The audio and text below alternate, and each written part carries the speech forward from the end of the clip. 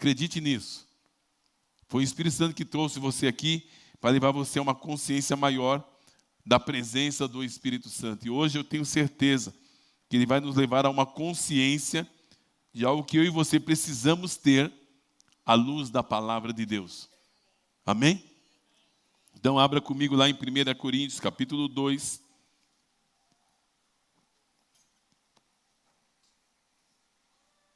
Nós temos citado esse texto, temos falado sobre isso, mas hoje nós vamos aprofundar um pouquinho mais a uma verdade poderosa que Deus tem liberado ao nosso coração.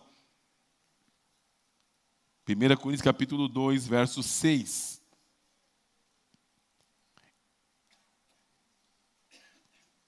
Anote, risca na sua Bíblia, faz anotações aí no seu celular, marca o texto, porque hoje Deus vai nos levar a refletir e ganhar uma consciência aqui hoje.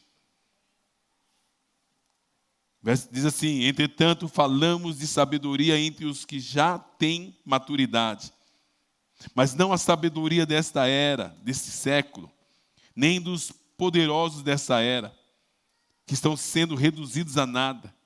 Ao contrário, falamos da sabedoria de Deus em mistério, uma sabedoria que esteve escondida e que Deus havia predeterminado para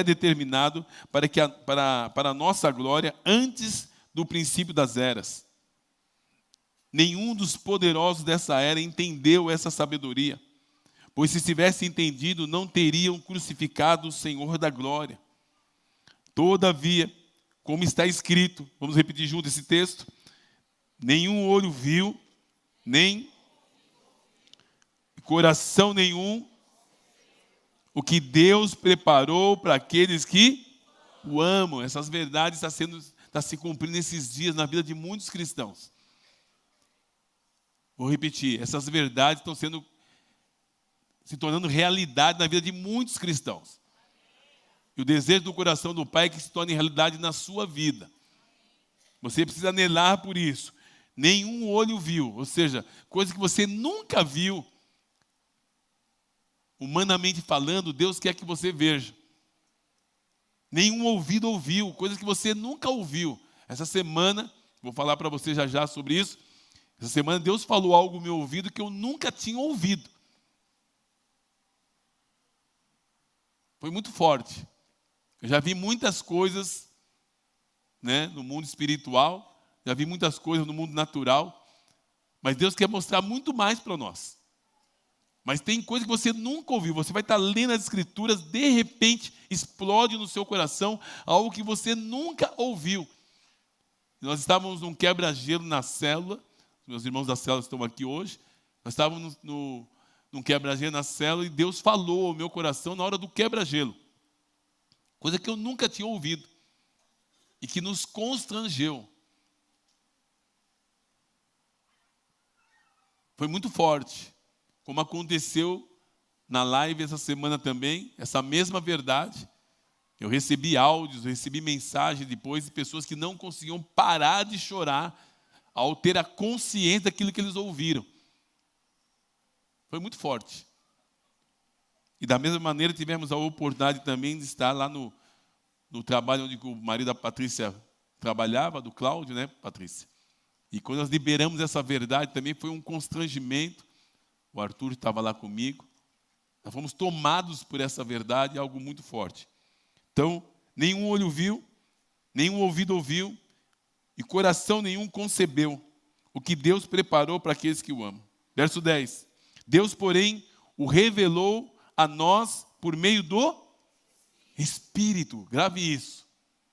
A revelação da palavra vem através do Espírito Santo. Por isso a importância de você buscar ser uma pessoa cheia do Espírito Santo. Eu não posso fazer isso por você. É uma busca individual. É uma busca, como é que ela é?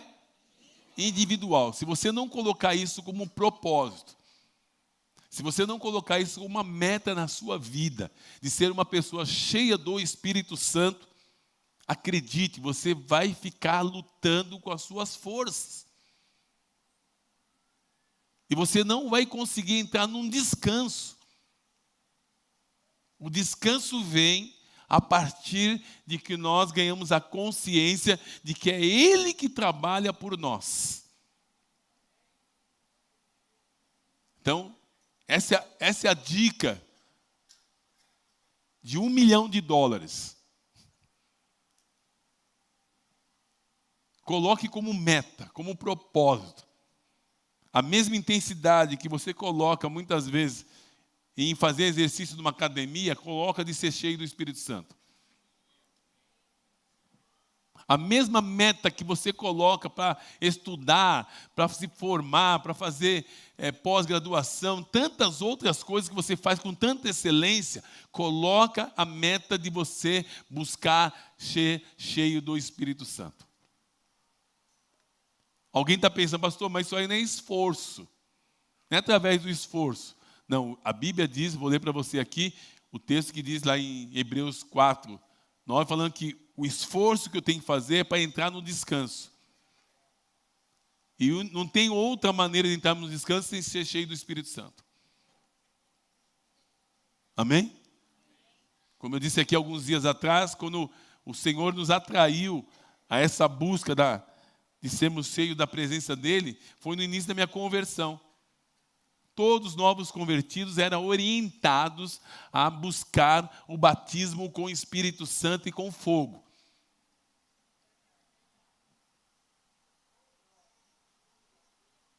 Na geração de 1980, os crentes que se convertiam não era para ficar rico, não era para buscar ir na igreja para prosperar, não é para ganhar coisas, não, era para ser cheio do Espírito Santo, para ganhar um mundo. Para ganhar um mundo. Hoje inverteu. Então, o grande desafio que Deus está colocando no nosso coração esses dias é voltar ao primeiro amor. Voltar aonde? Ao primeiro amor. Ser cheios do Espírito Santo. Buscar a plenitude. Batismo com o Espírito Santo. Não ser, em hipótese alguma, enganado por nenhum espírito ao contrário. Por nenhum vento de doutrina. Mas sermos cheios do Espírito Santo. Então, verso 10, Deus, porém, o revelou a nós por meio do Espírito. O Espírito sonda todas as coisas. Quantas coisas? Todas as coisas.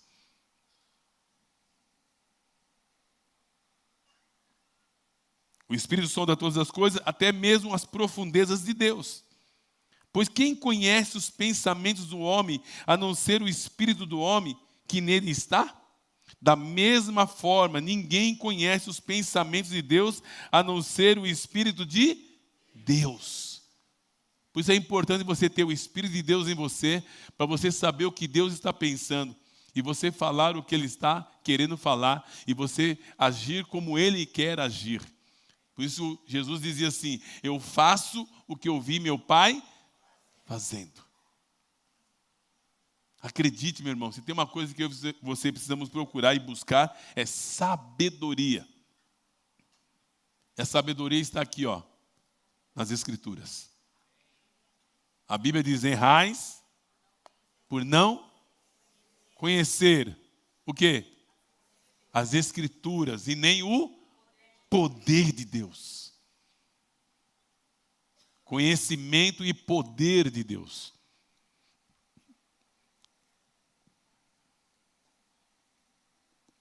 Verso 12. Nós, porém, não recebemos o quê? Espírito do mundo. Mas o Espírito que procede de quem? De Deus. Você tem que ter essa consciência. De que o Espírito que está em você não é do mundo, mas é o de Deus. Se o Espírito que está em você é o Espírito de Deus, coisas diferentes vão acontecer na sua vida. Você precisa desejar o que Deus deseja. Você precisa anelar o que Deus anela. Amar o que Deus ama. Viver para a glória dEle. Acredite, meu irmão, minha irmã. não é o que nós estamos vivendo muitas vezes. Isso aqui não é para colocar peso, nem culpa, nem condenação, não. É para alinhar o nosso coração.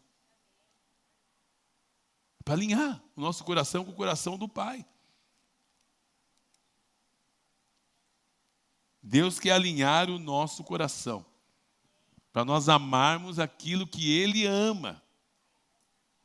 Nós temos 24 horas no dia. O que a gente faz dessas 24 horas? 30 dias no mês. Nós falamos aqui a semana passada, e vamos repetir sobre a questão da vigília. Sexta-feira vai ter uma vigília aqui. Nós vamos criar uma estrutura aqui para receber você.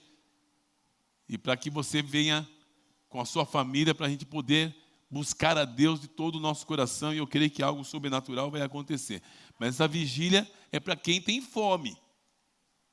Para quem tem o quê? Fome. Você vai mostrar para Deus a sua fome na medida que você se coloca diante dele para buscá-lo.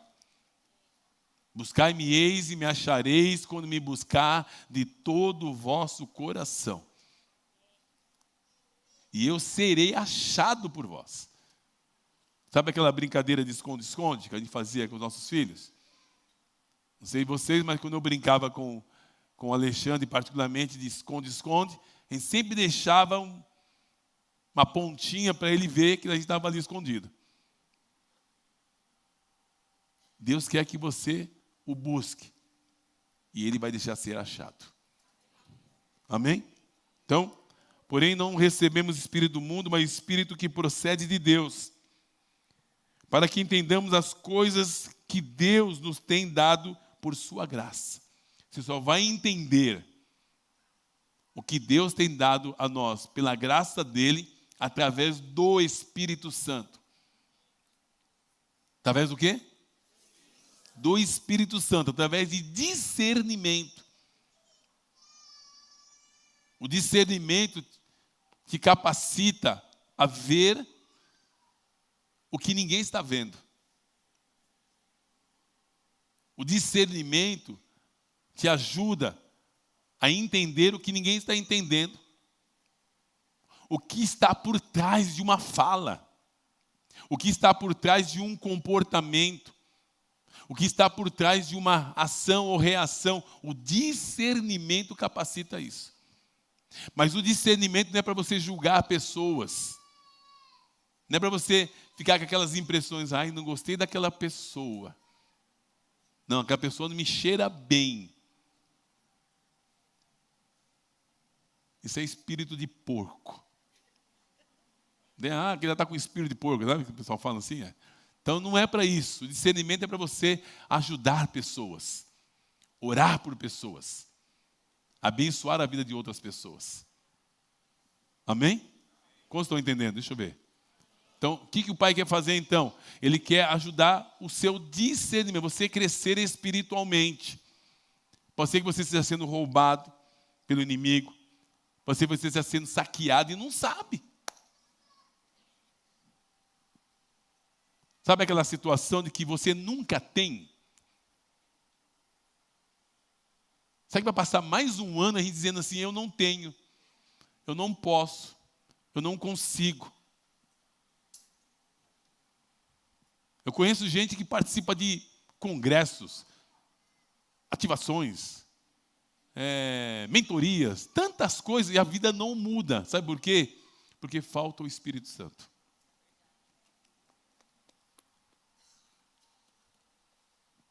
Falta o Espírito Santo.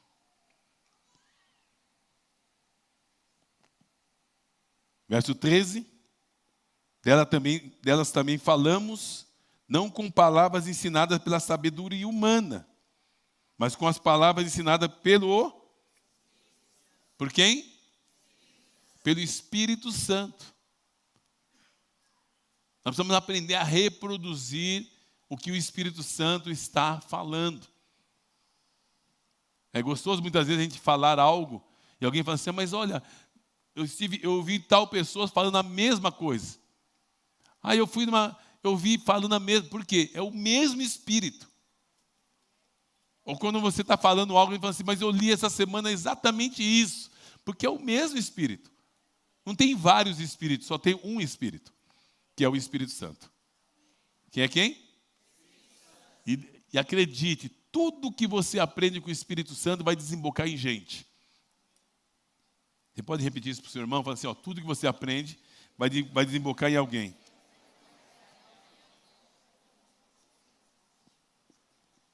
A sabedoria vem dele.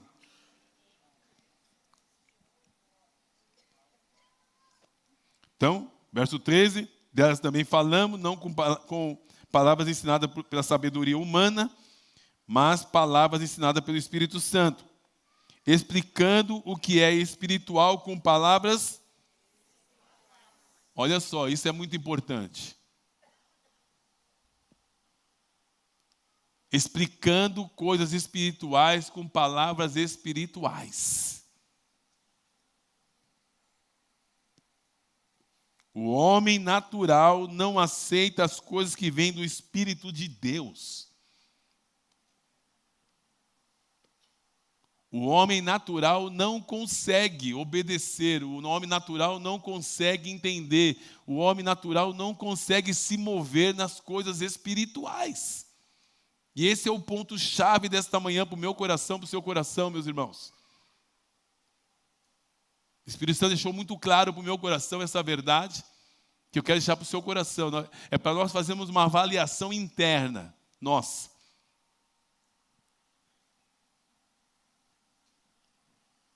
Se o nosso espírito está rejeitando coisas espirituais, nós precisamos avaliar que espírito está agindo em nós.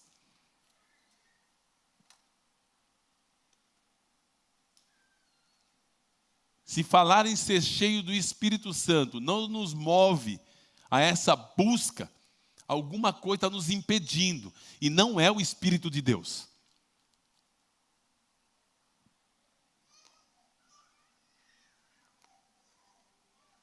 Ah, pastor, mas eu vim de um outro grupo que não acredita nisso. Acredite, esse grupo, com todo amor e carinho, precisa de uma experiência com o Espírito Santo.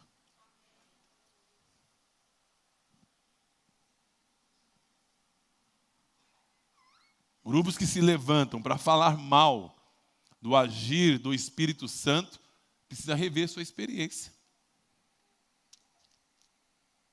Volto a dizer aqui, o homem natural não aceita as coisas que vêm do Espírito.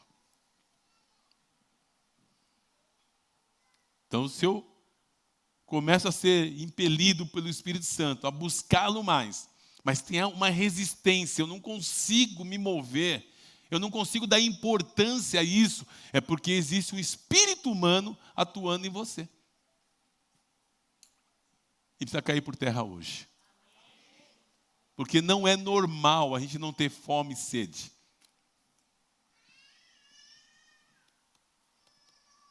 O meu amigo Itamar Fernandes, que eu estou morrendo de saudade dele, um dia eu mostrei para ele a figura de uma pessoa. Ele falou, pastor, essa pessoa está com espírito de loucura. E era crente. Por quê? Porque as ideias da pessoa estavam fora do normal. Espírito humano.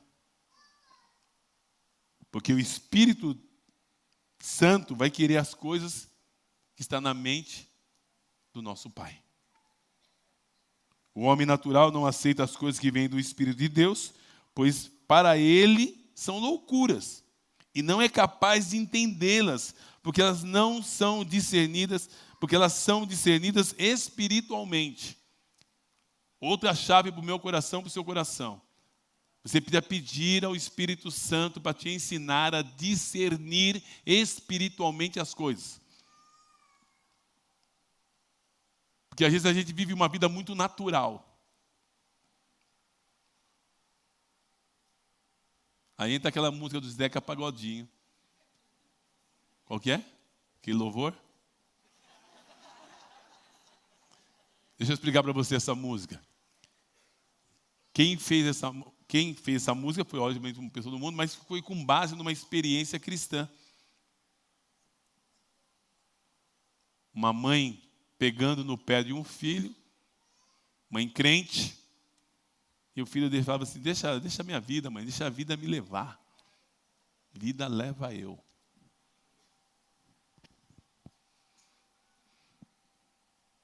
Então nós não podemos deixar a vida levar de qualquer jeito. Tem que gerar fome, sede, busca. Uma irmã mandava áudio para mim essa semana dizendo que ela não conseguia parar de chorar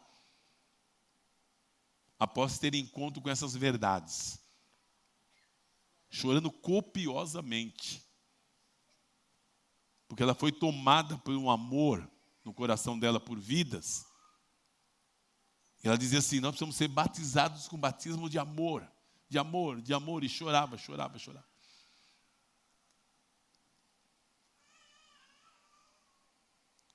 Contudo, o homem espiritual julga todas as coisas. E ele mesmo, por ninguém, é julgado. A Bíblia diz que o homem espiritual discerne bem todas as coisas. Então o desafio para o meu coração, para o seu coração, é nós aprendermos com o Espírito Santo a discernir. Então o que eu preciso discernir, pastor? O que está me impedindo de buscar a plenitude dessa presença? O que está roubando a minha paixão? O que está roubando a intensidade do meu coração de buscar a Deus? O que está roubando a minha paixão pelas Escrituras? Por que eu não amo como eu amava antes? Por que eu não anelo como anelava antes?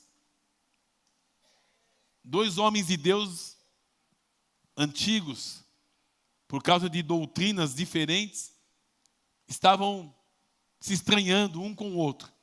Homens famosos do passado. Um chegou à conclusão dizendo o seguinte: quando tínhamos menos conhecimento, presta atenção, por favor. Quando tínhamos menos conhecimento, amávamos o mais. Quando tínhamos menos conhecimento, nós amávamos mais. Porque com o conhecimento, sabe o que a gente faz? A gente fica avaliando o que me serve, o que não me serve. O que é contexto, o que está fora do contexto. O que eu preciso, o que eu não preciso. Ah, se fosse eu ali falando. Ah, se fosse eu fazendo tal coisa. Quando nós tínhamos menos conhecimento, amávamos mais. Sabe por quê? Porque nós fazíamos na simplicidade. Por isso Paulo dizia ali, eu temo que vocês sejam apartados da simplicidade que há em Cristo Jesus. Que assim como a serpente enganou a Eva, nós também sejamos enganados. Fábio, não perca a simplicidade. Não perca. Diga para o seu irmão, não perca a simplicidade.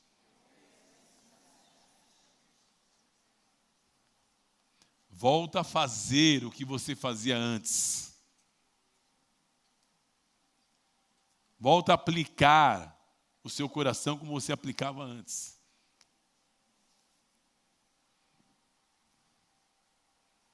Que o seu assunto seja o reino. Que o seu assunto seja abençoar pessoas. Então, o homem espiritual julga todas as coisas. Ele mesmo por ninguém é julgado. Pois quem conheceu a mente do Senhor para que possa instruí-lo? Olha que declaração poderosa. Uma promessa para o nosso coração. Nós, porém, temos o quê? A mente de Cristo. Olha que privilégio. Por isso que eu gosto muito de lembrar desse fato. Que às vezes você fala assim, veio no meu coração de abençoar aquela pessoa, mas acho que é da minha cabeça isso. Não, você tem a mente de Cristo, faça. Faça o que ninguém está fazendo. Esteja em lugar que ninguém quer estar. Você tem a mente de Cristo. E essa mente, ela é criativa. Ela é o quê? Criativa. Transforme o seu ambiente de trabalho num lugar de evangelismo. Ai, pastor, mas eu não posso pregar lá. Mas quem mandou você pregar é para você agir. É para quê? Agir. Pregue a palavra. Se for necessário. For o quê? Use. Aliás, pregue, como é que é aquela frase? Pregue a palavra, se for necessário. Mas é uma outra, é mais ou menos isso. Eu vou lembrar. Hã? Ah, sim, isso mesmo. Pregue em todo o tempo, se necessário for, use palavras. Ou seja, é com as atitudes.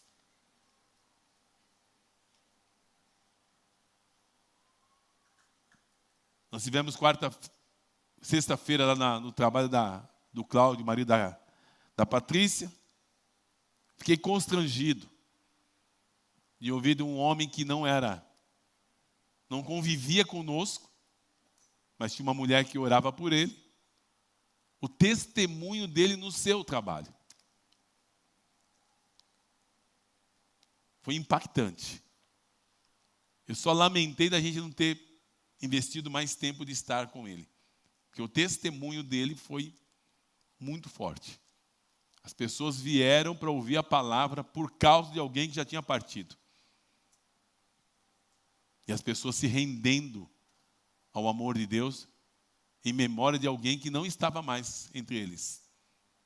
Mas o grão de trigo caindo na terra, se não morrer, fica ele só, mas se morrer, dá muitos frutos. Quando você age por princípios e com temor à palavra, os frutos aparecem. Amém? Você tem a mente de Cristo. E essa semana fomos tomados por uma verdade que eu quero liberar sobre a sua vida, que tomou o nosso coração de uma maneira sobrenatural. Abre comigo lá em Isaías.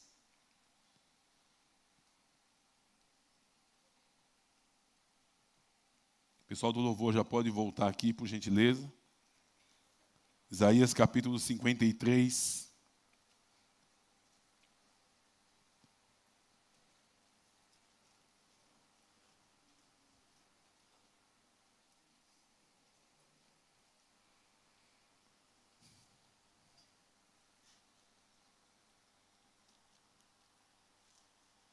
Olhe para esses textos com temor, olha para a palavra de Deus nesse momento, se você puder não se distrair, para que a gente possa entender o propósito de Deus para nós.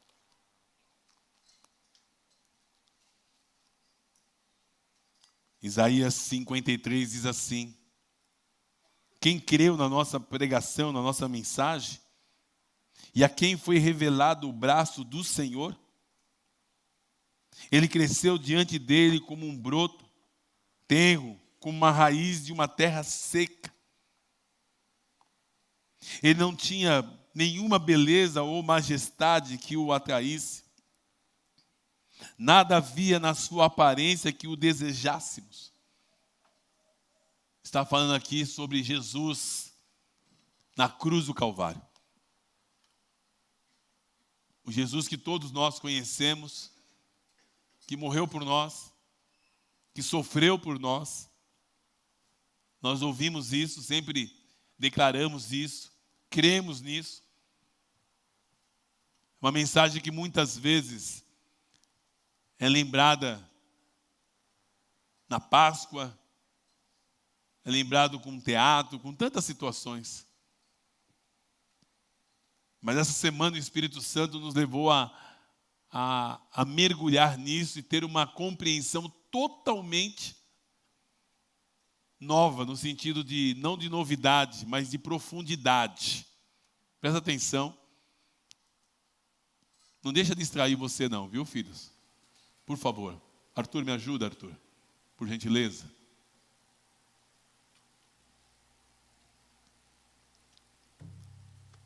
Ele cresceu diante dele como um broto tenro e como uma raiz de uma terra seca. Ele não tinha nenhuma beleza ou majestade que nos atraísse. Nada havia na sua aparência para que o desejássemos. Jesus na cruz do Calvário estava sendo literalmente desfigurado. Por causa do meu e do seu pecado. Foi desprezado e rejeitado pelos homens. Um homem de dores, experimentado no sofrimento, como alguém de quem os homens escondem o rosto. Foi desprezado e não tínhamos em estima. Ele passou aqui na terra, deixou o seu exemplo, mas em um determinado momento da vida tinha que tomar uma decisão, que não foi fácil. E nessa decisão, teve até aquele momento que ele falou assim: Pai, se for possível, afasta de mim esse cálice. Ele suou gotas de sangue lá no Getsemane. Porque ele sabia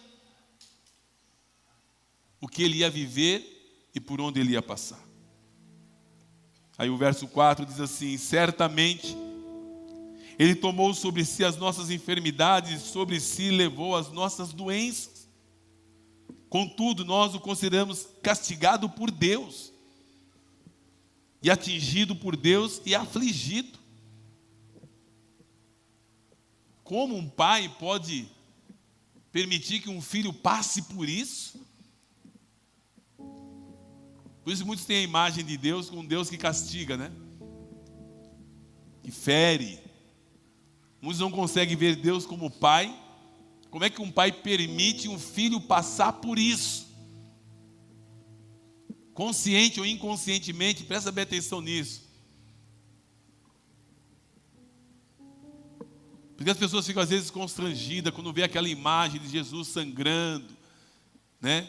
Com aquela cara, aquele semblante triste, caído. Muitos são levados a fazer até sacrifícios, achando que vai amenizar alguma coisa. Verso 5. Ele, porém, foi transpassado por causa das nossas transgressões e esmagado por causa das nossas iniquidades. O castigo que nos trouxe a paz estava sobre ele, e pelas suas feridas fomos curados. Todos nós, como ovelhas, nos desviamos. Cada um de nós se voltou para o seu próprio caminho, mas o Senhor o fez cair sobre ele a iniquidade de todos nós.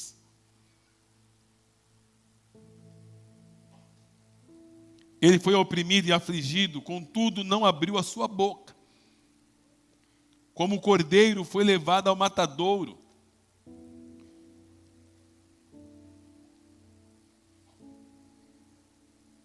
foi levado aonde? Ao matadouro. Por mim e por você.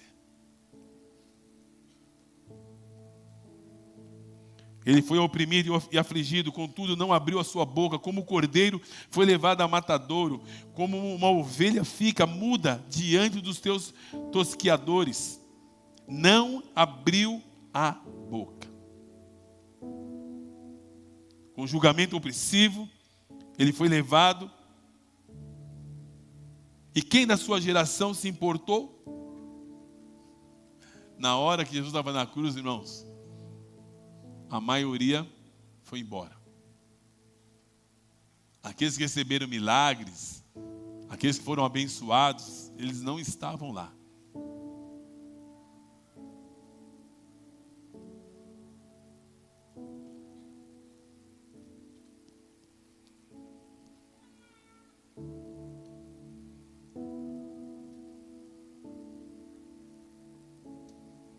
Verso 10, contudo, foi da vontade do Senhor esmagá-lo, e fazê-lo sofrer. Embora o Senhor tenha feito da vida dele uma oferta pela culpa, ele verá a sua descendência e prolongará os seus dias. E a vontade do Senhor prosperará na sua mão. Verso 11. Depois do sofrimento da sua alma, ele verá a luz e ficará satisfeito.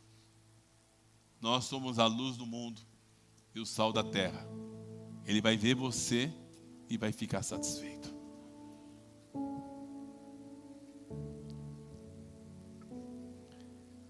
Pelo seu conhecimento, o meu servo justo justificará muitos e levará a iniquidade deles.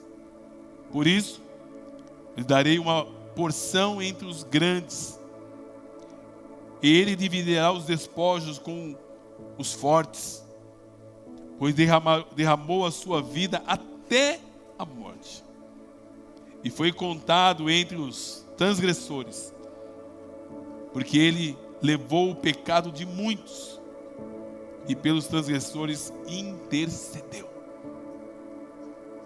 Ele tomou sobre si os meus pecados e os seus pecados.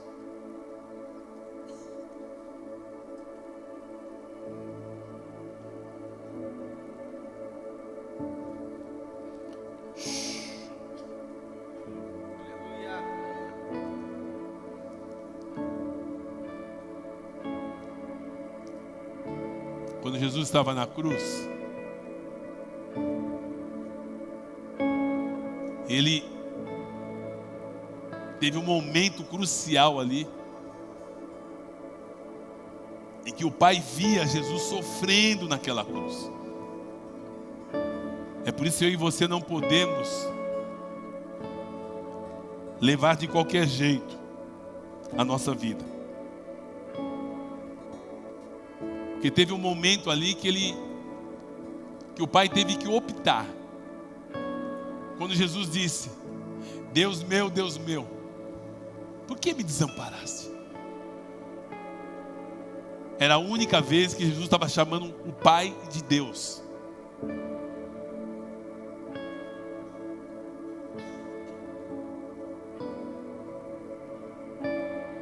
E ali ele dá aquele suspiro e morre. Mas naquele momento ali, coisa que a gente não pensava, e foi exatamente nesse momento lá do quebra-gelo, na célula, que o Espírito Santo trouxe essa realidade ao meu coração. Houve uma separação entre o pai e o filho. Naquele momento o pai estava sofrendo por ver seu filho sofrer. Mas havia um propósito. Aí Deus falou ao meu coração assim. Foi o que eu nunca ouvi. E Deus falou comigo na quinta-feira. Deus, o Pai, por um instante, perdeu o seu filho para não perder você.